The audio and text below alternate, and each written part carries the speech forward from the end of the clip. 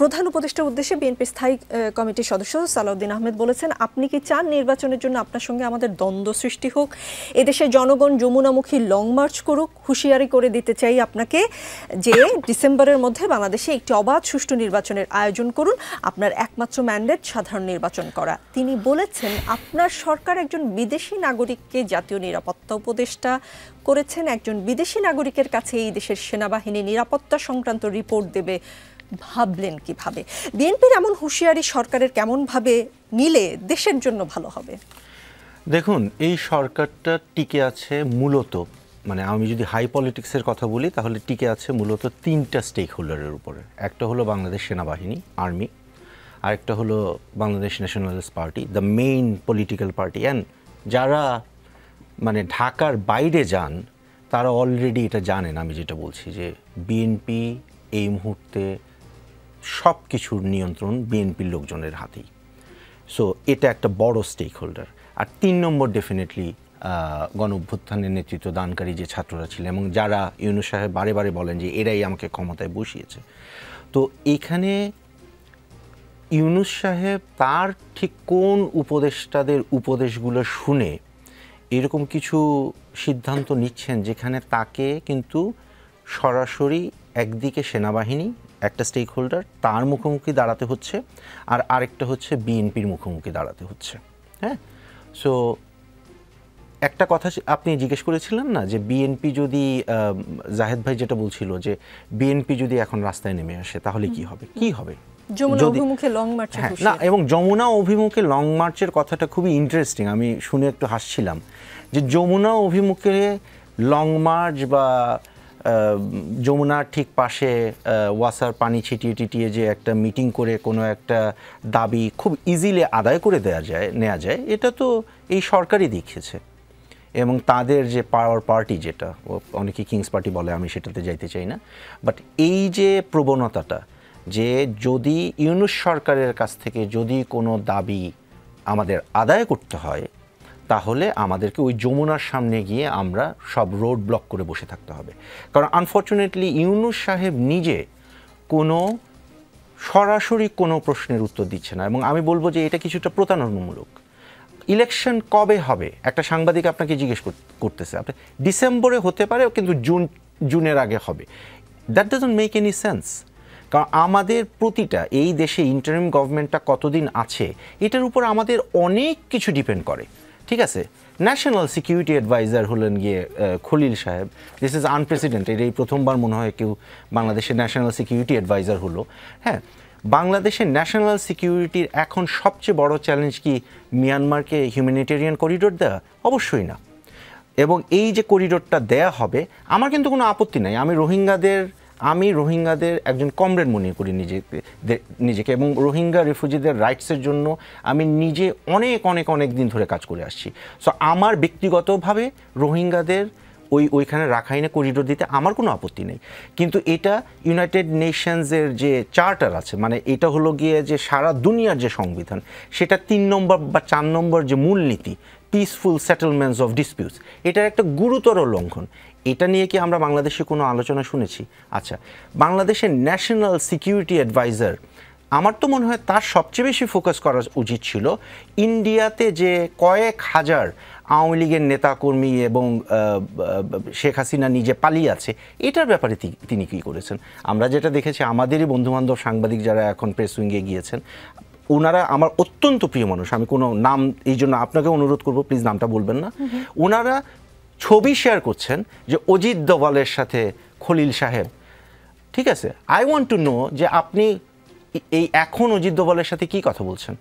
আমাদের সবচেয়ে বড় national security threat is the the outgoing regime, যেটা এখন ইন্ডিয়াতে আশ্রয় নিয়ে আছে। আমাদের সবচেয়ে বড় এখন বাংলাদেশের ভিতরে আরেকটা বড় সিকিউরিটি থ্রেট ক্রিয়েট হচ্ছে।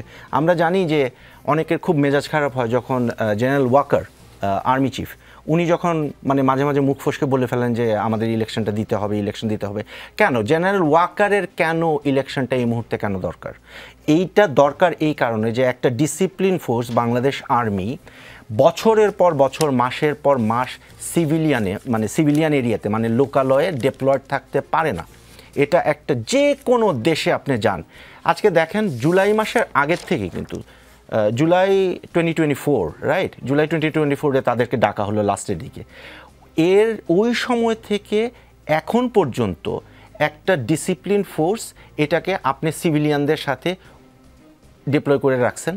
এদের মধ্যে বিভিন্ন ধরনের ডিসিশন ক্রিয়েট হচ্ছে, এদের মধ্যে বিভিন্ন ধরনের করাপশন ক্রিয়েট হচ্ছে, এদের মধ্যে বিভিন্ন ধরনের ইনডিসিপ্লিন ক্রিয়েট হচ্ছে। কি কারণে? এটা তো আর্মি যে ক্যান্টনমেন্টে বসে থাকে, আর্মি যে লোকালয়ে আসে না, এটা তো মানে কোনো শখের কারণে না। এটা একটা স্পেসিফিক কারণ হলো যে they are trained and they are usually deployed to fight war. হ্যাঁ, নিজের দেশের ভিতরে আমার জাস্ট খালি মনে হলো যে আমি জাস্ট ডিপ্লয় করে মাসের পর মাস রেখে দিব, এটা আমি করতেছি। এবং এটা কিন্তু একটা বড় ন্যাশনাল সিকিউরিটি থ্রেট। এটা কি খলিশার দেখা উচিত না? আইএসপিআর এর একটা বিজ্ঞপ্তি আপনি দেখেছেন, হয়তো চোখে পড়েছে। ঢাকা সেনানিবাস সংলগ্ন এলাকায় সভা ও সমাবেশ সহ সব ধরনের বিক্ষোভ প্রদর্শন নিষিদ্ধ করা হয়েছে। আগামীকাল রোববার থেকে, মানে আজকের কথা বলা হয়েছে, অনির্দিষ্টকালের জন্য এই নিষেধাজ্ঞা বহাল থাকবে। গতকালের কথা বলা হয়েছে যে আজ শনিবার এক বিজ্ঞপ্তিতে এই তথ্য জানিয়েছে আন্তঃবাহিনী জনসংযোগ পরিদপ্তর আইএসপিআর। নাশকতা ও বিশৃঙ্খল পরিস্থিতি সৃষ্টির অভিযোগে বরখাস্ত সেনা সদস্য মোহাম্মদ নাইমুল ইসলাম ও তার 2 সহযোগীকে গ্রেপ্তার করা হয়েছে। তাকে গ্রেপ্তার করা হয় বলেও এক বিজ্ঞপ্তিতে, আইএসপিআর-এর বিজ্ঞপ্তিতেই আমরা জানতে পারি। এই দুটি ঘটনার মধ্যে কোনো সংযোগ দেখেন কিনা? অবশ্যই দেখি। আমি যেটা বলতেছি যে ইনডিসিপ্লিন তো ক্রিয়েট হচ্ছে। এই যে সৈনিক, ওনার বিরুদ্ধে সম্ভবত অভিযোগটা হলো যে উনি তার নিজের ফ্যামিলি, একজন নারী, সম্ভবত ওনার ওয়াইফ বা এরকম কিছু হবে, আমি পুরোপুরি কনফার্ম না, তাকে নির্যাতনের কারণে তাকে সেনাবাহিনী থেকে বরখাস্ত করা হয়েছে। এখন মানে যথাযথ আইনি প্রক্রিয়ায় তো এটা আপিল করার তার সুযোগ আছে, কিন্তু উনি তো দেখছেন, এই যে সৈনিক, উনি কিন্তু দেখছেন যে বাংলাদেশে বর্তমানে এমন কি অবস্থা। আপনি একটা নারী সংস্কার কমিশনের আপনার যে রিপোর্টটা, সেটা আপনার পছন্দ হলো না, আপনি কোনো একটা জায়গায় আপনি বিশাল একটা সমাবেশ করে আপনি নারীদেরকে বেশ্যা বলে গালি দিয়ে দিলেন, এবং এই ধরনের কাণ্ডকীর্তি আপনি করলেন।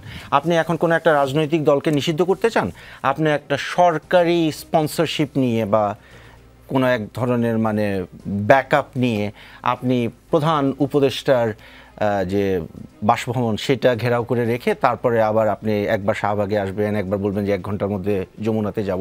তো এই ধরনের যে ম্যানুফ্যাকচার্ড নাটক, এইগুলো কি তারা দেখছে না? আমি তো সৈনিকদের কি দোষ এখানে? মপতন্ত্র যদি অন্যরা করতে পারে তাহলে সৈনিকরা কেন করবে না? সৈনিকের মনে হয়েছে আমি আমার বউ পিটাইছি, তুমি আমাকে চাকরি থেকে বের করে দিবা, ঠিক আছে আমি এখন ক্যান্টনমেন্টের সামনে একটা মব নিয়ে দাঁড়ায় যাই।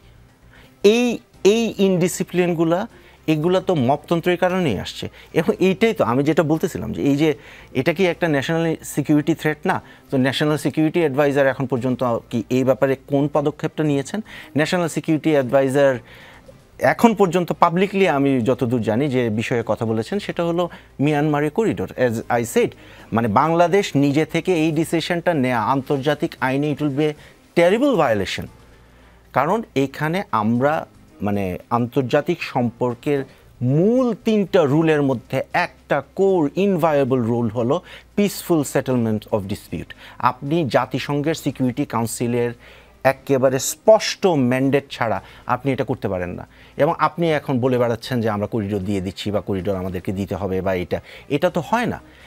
এবং আমি মনে করি যে এই প্রতিটা ক্ষেত্রে সরকারের যে এই লুকোচুরি, এক ধরনের মানে মানুষের কাছ থেকে কিছু তথ্য লুকিয়ে রাখা, আবার কিছু বলা, অর্ধেকটা না বলা, এটা এক ধরনের প্রতারণা ছাড়া তো কিছু না।